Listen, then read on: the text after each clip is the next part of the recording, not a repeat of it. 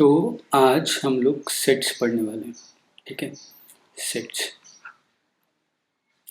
तो सेट दो टाइप के होते हैं। पहला डिस्क्रीट,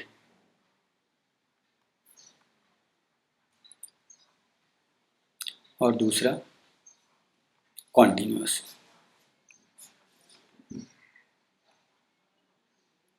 ठीक है, तो दोनों के बारे में पढ़ेंगे। तो डिस्क्रीट सेट जो है वो कुछ ऐसा बना हुआ होता है, कर्ली ब्रैकेट्स। कॉन्टिन्यूअस दो टाइप के हैं, और इन दो टाइप के वेरिएंट से और टाइप्स बनेंगे। एक इस तरीके से लिखा रहता है और एक इस तरीके से लिखा रहता है। तो अभी बस सुनते जाओ, 2 मिनट बाद समझ में आना चालू हो जाएगा। तो डिस्क्रीट सेट, अगर किसी ने ऐसे कर्ली ब्रैकेट में कुछ नंबर्स लिख दिए 1 2, है ना, तो इस सेट के ना दो एलिमेंट्स हैं। एक एलिमेंट है 1 और दूसरा एलिमेंट है 2। ठीक है, अब इसको नंबर लाइन सिस्टम पे अगर तुम्हें बनाना है, इसको नंबर लाइन सिस्टम पे भी हम शो कर सकते हैं। तो कहीं 0 होगा, कहीं 1 होगा, कहीं 2 होगा। तो हम इस तरीके से शो कर देते हैं कि भाई ये 1 है, ये 2 है, ये 0 है, ये -1 है। ठीक है, जितने पॉइंट्स मार्क करने कर लो। लेकिन हमारे सेट, ये सेट का नाम मान लो मैं ए दे देता हूँ। तो हमारे सेट में क्या क्या मौजूद है, 1 और 2। तो इसको मैं सेट ए मेरे को मार्क करना हो तो मैं ऊपर इस तरीके से मार्क कर लेता हूँ कि हमारे इस सेट में ये 2 पॉइंट्स हैं। ठीक है, ऐसे ही मान लो एक सेट है बी, उसमें कुछ पॉइंट्स हैं 0 3 5।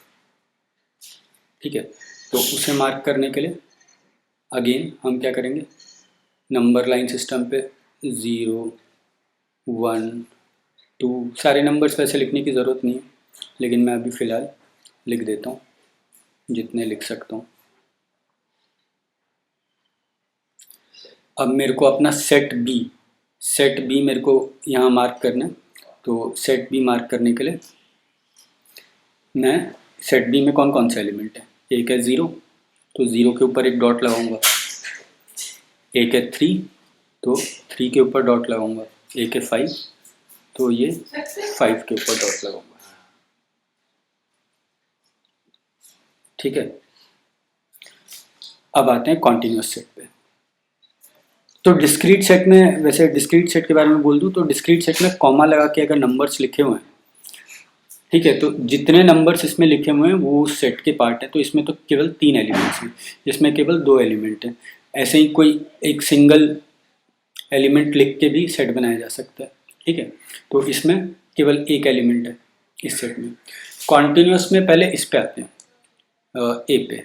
इसको हम बोलते हैं क्लोज ब्रैकेट। इसको हम बोलते हैं क्लोज्ड ब्रैकेट। ठीक है, और इस तरीके से अगर ब्रैकेट बना हुआ है तो इसको हम बोलते हैं open bracket.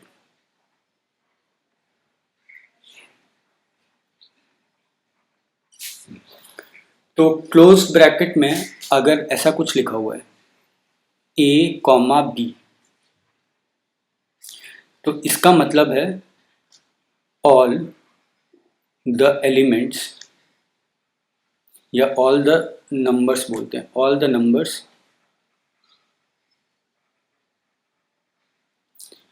Between a and b including a and b। ठीक है, तो एग्जाम्पल से समझने की कोशिश करते हैं। जैसे मान लो ऐसा लिखा हुआ है 2, 6, ये एक सेट है हमारा D। तो इसका मतलब ये है कि 2 और 6 के बीच में, 2 और 6 के बीच में सारे नंबर्स, जितने भी नंबर्स हैं, सब इस सेट में मौजूद है। और इंक्लूडिंग A एंड B लिखा हुआ है, यानी इंक्लूडिंग 2 और 6, मतलब 2 भी मौजूद है और 6 भी मौजूद है। अगर मेरे को ये नंबर लाइन सिस्टम पे दिखाना हो, या अगर मेरे को नंबर लाइन सिस्टम पे दिखाना हो तो मैं कैसे मार्क करूंगा, ये नंबर लाइन सिस्टम बना दिया, यहाँ पे मान लो नंबर 2 है, अब सारे पॉइंट्स हम नहीं लिख रहे, यहाँ पे 6 है। अब इसके बीच के सारे एलिमेंट मेरे को रिप्रेजेंट करना है, इंक्लूडिंग 2 एंड इंक्लूडिंग डी 6। तो 2 तो है ही, 6 भी हैं, इसके बीच के सारे नंबर्स भी इस सेट को बिलोंग कर रहे हैं, तो इसके बीच के सारे नंबर्स तो हर जगह डॉट लगाना पड़ेगा। और हर जगह डॉट लगाना, ये 2 से लेकर 6 तक हर पॉइंट पे अगर मैं डॉट लगाऊंगा, पॉइंट लगाऊंगा, तो एक स्ट्रेट लाइन ऐसे बन जाने वाली है। तो ये लाइन सेगमेंट हमें शो कर रहा है कि 2 और 6 के बीच में सारे के सारे एलिमेंट्स इस सेट डी में मौजूद है। ठीक है, सेट डी में ये सारे एलिमेंट्स मौजूद हैं। ठीक है, इसके बाद ओपन ब्रैकेट का मतलब क्या होता है? तो ओपन ब्रैकेट में मान लो ऐसे लिखा होता, एक नया सेट लिख लेते हैं ई, ये लिखा होता 2,6। अच्छा, तो ओपन वाले में का डेफिनेशन क्या होता है? उसका डेफिनेशन होता है, तुम लोग कॉपी में लिख लोगे, all the numbers between A and B. यहाँ इस इंक्लूडिंग की जगह एक्सक्लूडिंग आ जाएगा, या फिर ये पूरी चीज़ें काट लो। All the numbers between A and b, अगर ऐसे ओपन ब्रैकेट बनाया हुआ है तो ठीक है, all the numbers between A and B, इनके बीच के सारे नंबर रिप्रेजेंट कर रहा है, ए और बी को रिप्रेजेंट नहीं कर रहा। तो ये सेट ई में 2 और 6 के बीच के सारे एलिमेंट्स हैं, और 2 और 6 इंक्लूडेड नहीं है। 2 और 6 इंक्लूडेड नहीं है, यानी 2 और 6 के बीच के सारे एलिमेंट्स मेरे को मार्क करने हैं, और 2 को मार्क नहीं करना। तो जिसको मार्क नहीं करना होता ना, लेकिन वहीं से स्टार्ट करना है, तो हम इसको ओपन ब्रैकेट से ओपन सर्कल से, एक सर्कल से छोटा सा सर्कल बना के इसको हम रिप्रेजेंट करते हैं।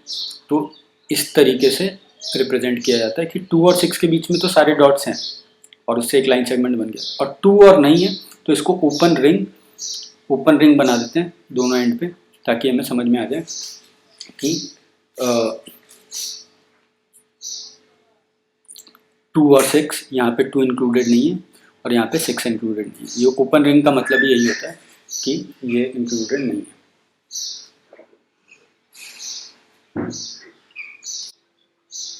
तो मैं और इनके वेरिएंट्स के एग्जांपल लेता हूँ। ठीक है, तो सबसे पहले कुछ ले लेता हूँ ऐसे कि 3,7। अच्छा देखो, इस साइड क्लोज ब्रैकेट लगा हुआ है, इस साइड ओपन ब्रैकेट लगा हुआ है।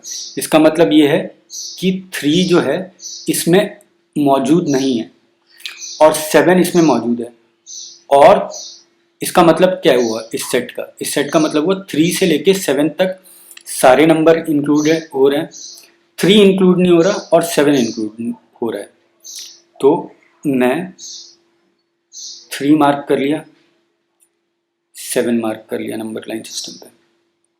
3 इंक्लूडेड नहीं है तो यहाँ पे ओपन रिंग आएगा, 7 इंक्लूडेड है तो यहाँ पे डॉट आएगा, बोल्ड रिंग आएगा।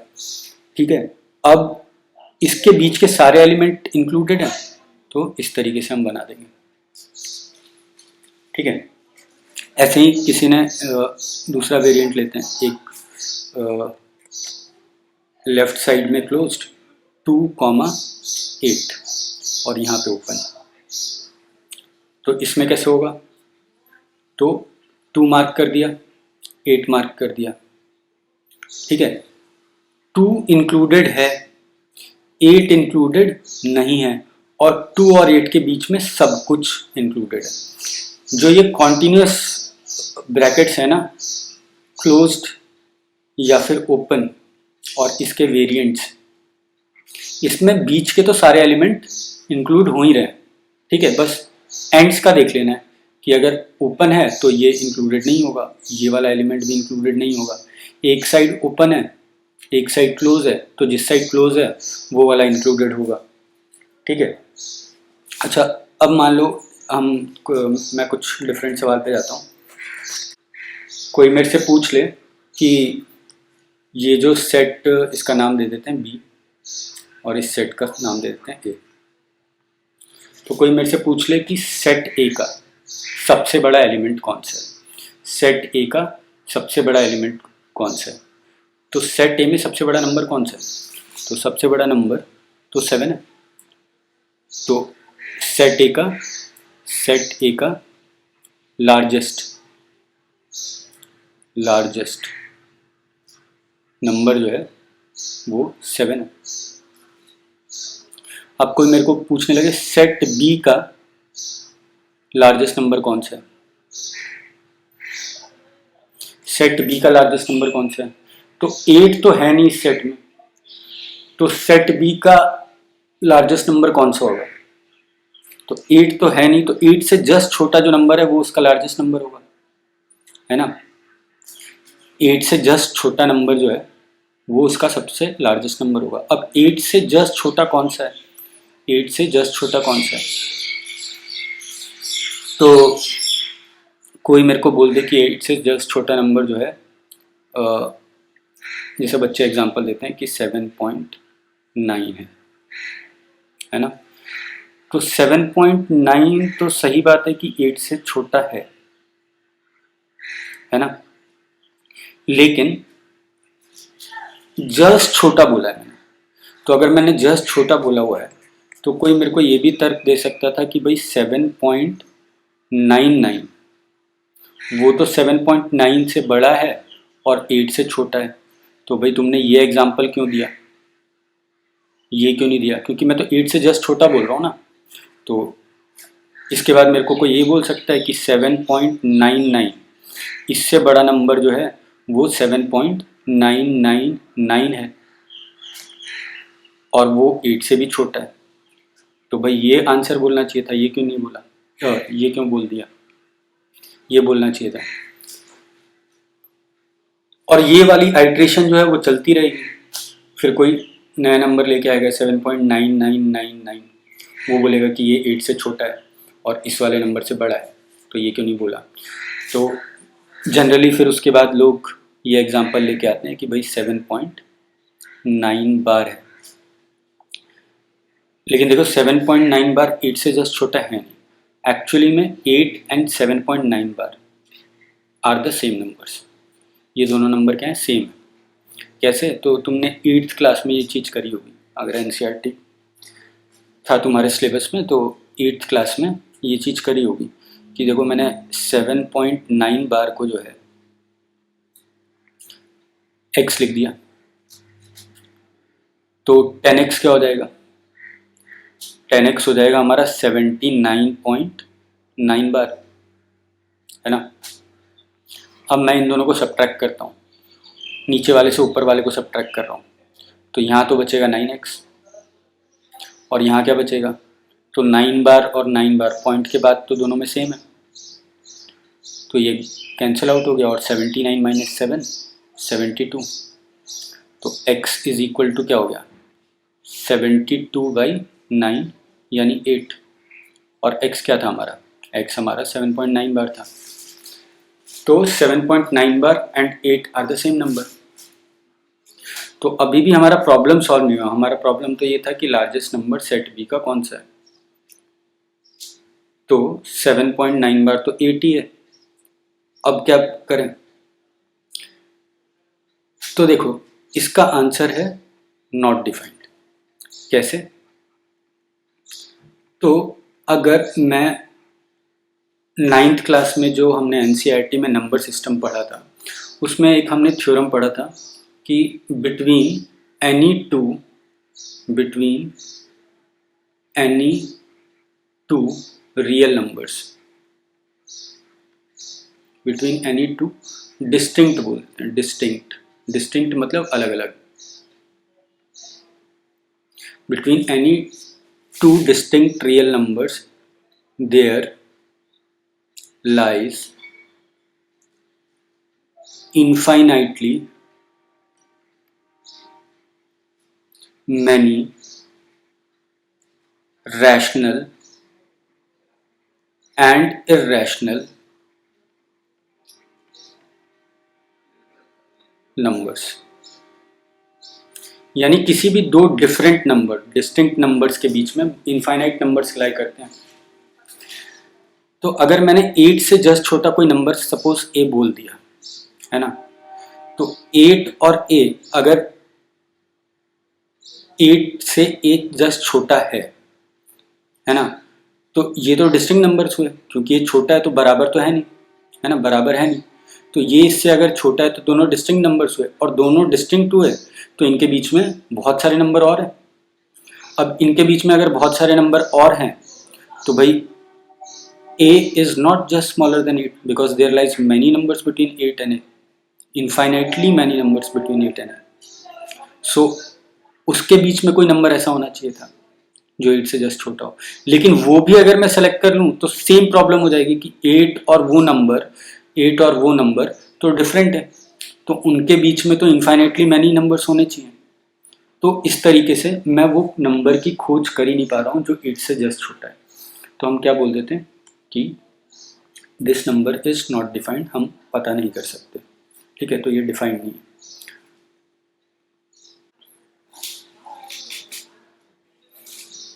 चलो, अब हमने नंबर लाइन पे सेट्स को, डिस्क्रीट सेट को और कॉन्टिन्यूस सेट को बनाना सीख लिया, है ना। डिस्क्रीट सेट को और कॉन्टिन्यूस सेट को नंबर लाइन पे बनाना सीख लिया। अच्छा, एक चीज और, डिस्क्रीट सेट्स में ना कुछ भी लिखा रह सकता है, ए बी सी कुछ भी लिखा रह सकता है। ये कॉन्टिन्यूस सेट में ये केवल नंबर्स के लिए कि 2,7 लिखा है, 2 और 7 के बीच के सारे नंबर्स, है ना।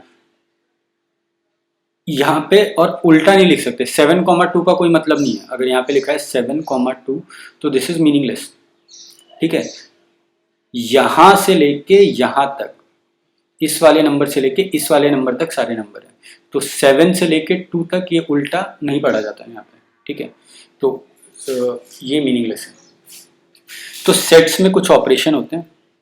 तो पहला ऑपरेशन है हमारा यूनियन,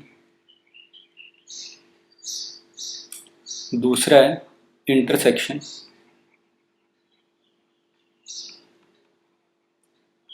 और तीसरा है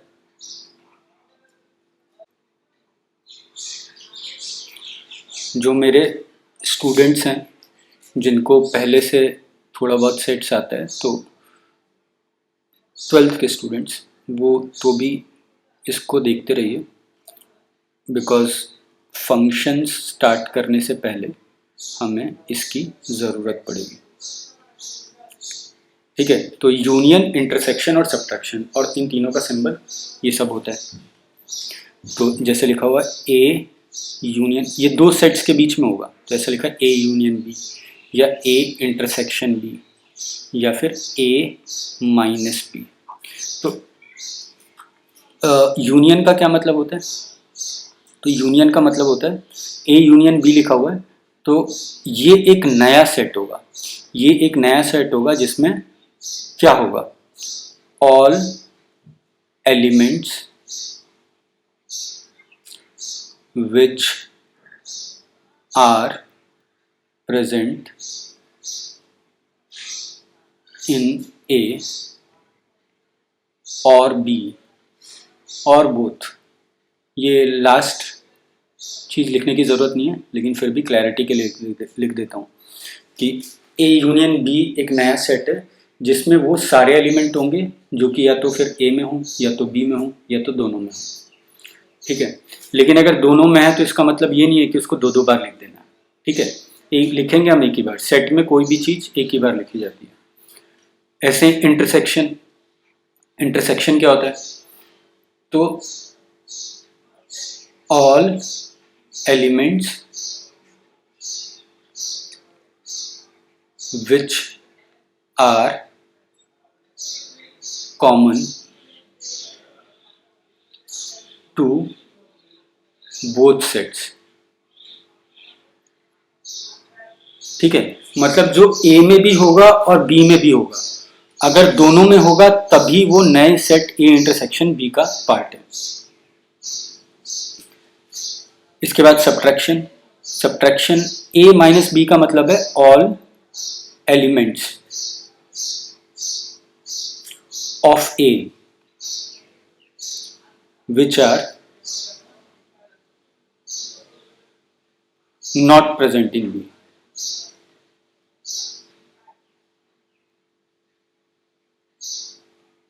मतलब ए के सारे एलिमेंट लिखने वाले हैं, लेकिन वो बी में नहीं होने चाहिए।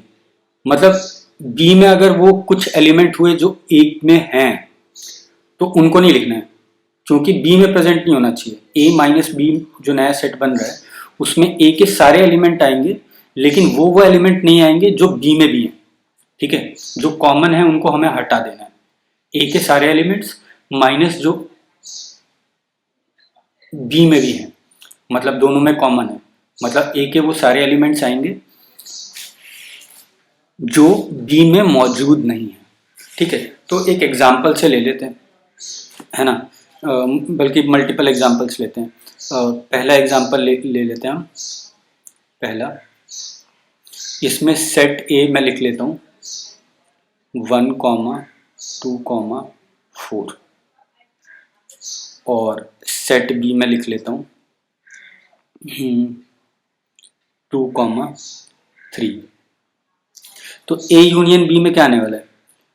ए और बी के सारे एलिमेंट्स आने वाले हैं, किसी में भी हों, या तो ए में हो या तो बी में हो या तो दोनों में हो, सब आने वाला है। तो ए से स्टार्ट करते हैं। तो ए में 1 है तो 1 इधर भी आएगा। ए में 2 है, बी में भी है तो इधर भी आएगा। दोनों में है तो इसका मतलब ये नहीं कि 2 बार लिखने वाले हैं, एक ही बार लिखेंगे। इसके बाद देखो 4 ए में है, बी में नहीं है तो 4 भी आएगा। इसके बाद बी सेट में जाओ तो 2 ऑलरेडी मैं लिख चुका हूँ, 3 बी में है तो ये भी आएगा। अच्छा, ये जो मैंने फॉर्मेट लिख दिया है, अब ये ए यूनियन बी सेट आ गया। लेकिन जनरली हम छोटे नंबर जो हैं सेट्स में, छोटे नंबर पहले और बड़े नंबर बाद में लिख लेते हैं, है ना। तो मैं प्रॉपर तरीका ये होगा लिखने का। ठीक है, इंटरसेक्शन। इंटरसेक्शन मतलब जो दोनों में कॉमन है। तो 1 दोनों में कॉमन है क्या? नहीं। 2 दोनों में कॉमन है? हाँ है, तो 2 आएगा इस सेट में। 4 कॉमन है? नहीं है। 3 कॉमन है? नहीं है, तो केवल 2 इसमें कॉमन है। अच्छा, ए इंटरसेक्शन बी निकालने के लिए केवल एक सेट के सारे एलिमेंट्स दूसरे से कंपेयर करते चले जाओ, ठीक है, कि दूसरे में है या नहीं है। ठीक है, फिर हमें बाकी दूसरे सेट में जाके देखने की ज़रूरत नहीं है अलग से। पहले सेट के सारे एलिमेंट्स उठाओ और उसको कंपेयर करो कि बी में है या नहीं है। अब ए माइनस बी क्या बोला है कि ए के सारे एलिमेंट आने वाले हैं, यानी 1 2 4 1 2 4 ये तीनों एलिमेंट आने वाले हैं, लेकिन बी में नहीं होना चाहिए इनमें से कोई एलिमेंट। लेकिन बी में ये 2 है तो ए माइनस बी में ये 2 नहीं आएगा, तो 1,4 ये सेट हो गया। ठीक है,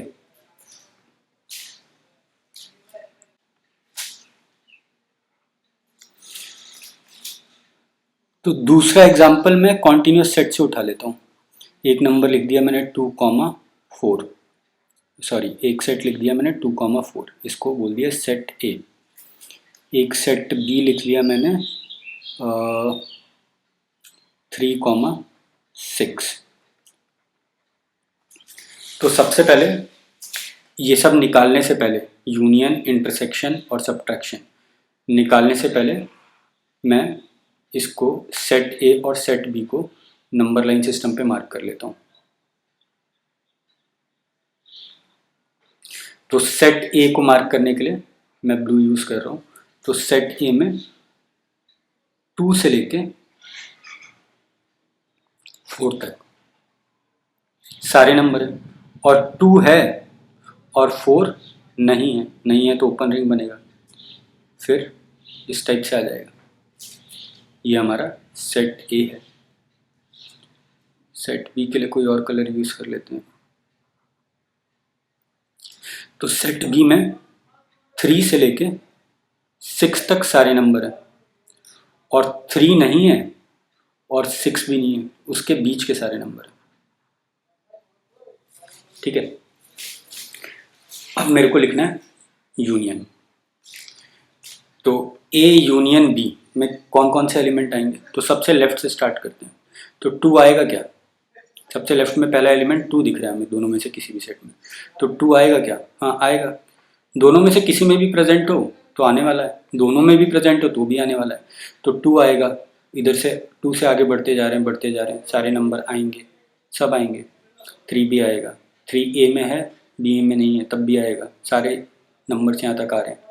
3 से लेके 4 तक देखो ए में भी है बी में भी है तो भी आता रहेगा। फिर 4 के आगे जाएंगे तो वो सब बी में प्रेजेंट है तो भी आता रहेगा। ऐसे 6 तक आता रहेगा। 6 आ रहा है क्या? नहीं, 6 दोनों में से किसी सेट में मौजूद नहीं है। तो 2 से लेके 6 सब आ रहा है इंक्लूडिंग 2, लेकिन 6 नहीं आ रहा। तो ये हो गया यूनियन।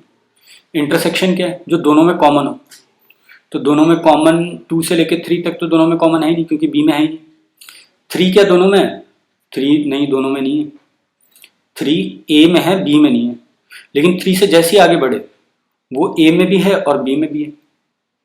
तो 3 के आगे वाले नंबर्स आने वाले हैं लेकिन 3 आने नहीं वाला, तो 3 पे ओपन लगेगा। और इसके आगे हम जा रहे हैं जा रहे हैं जा रहे हैं, सारे नंबर्स दोनों में कॉमन प्रेजेंट है।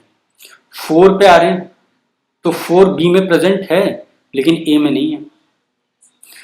तो 4 तक सारे नंबर आने वाले हैं लेकिन 4 आने नहीं वाला। 4 के आगे जाएंगे तो सब बी में मौजूद है लेकिन ए में नहीं है, तो वो सब भी नहीं आने वाले, है ना, वो सब भी नहीं आने वाले बिकॉज दोनों में कॉमन चाहिए हमें। तो ये हमारा इंटरसेक्शन हो गया।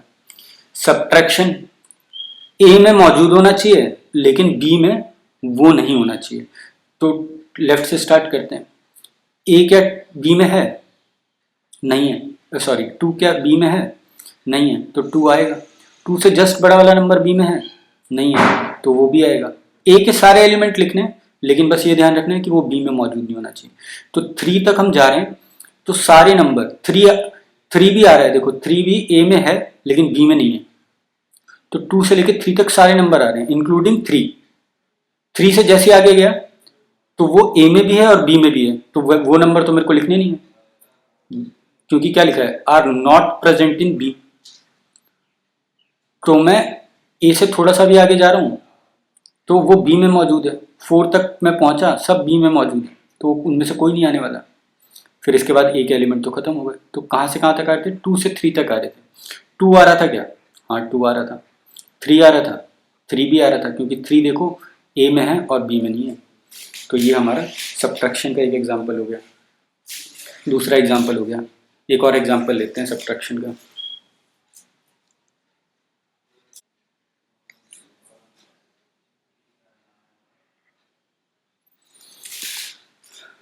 तो एक सेट में ए बना लेता हूँ 5,9। एक सेट में बी बना लेता हूँ 3,7।